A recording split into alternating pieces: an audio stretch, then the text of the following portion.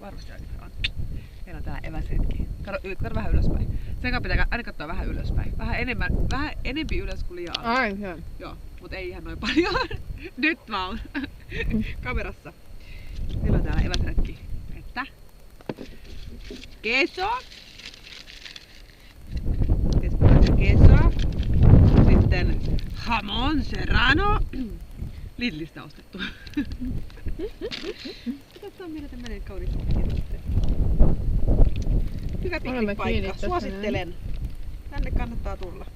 Kannattaa tänne piknikille. Ainoa aikoo vielä kiivetä tuonne. Mä kävin jo, mutta palsin takaisin. No, haukkaa vielä seurana.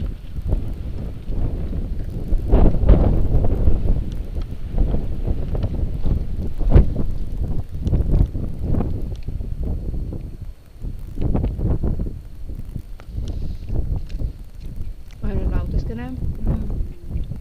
Se on täysin rentoinen. Olemme saan 20 metrin korkeudessa piknikillä.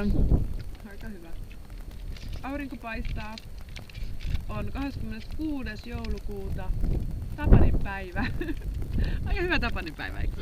Joo. Taisi olla useamminkin tämmönen Tapanin päivä. Kotona on kasoittain lunta. Internetti kertoo. Täällä ei. Täällä on tämmönen päivä, että Minna liidas 4 jatkoa, sitten piti tulla alas, kun meidän piti ottaa vaatteita pois enemmän. Olikin todella upea päivä.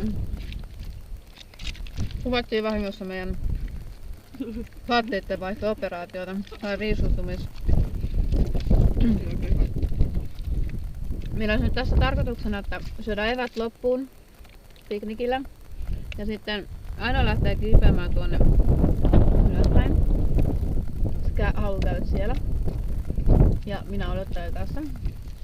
Ja sen jälkeen me lähdemme laskeutumaan tonne alas.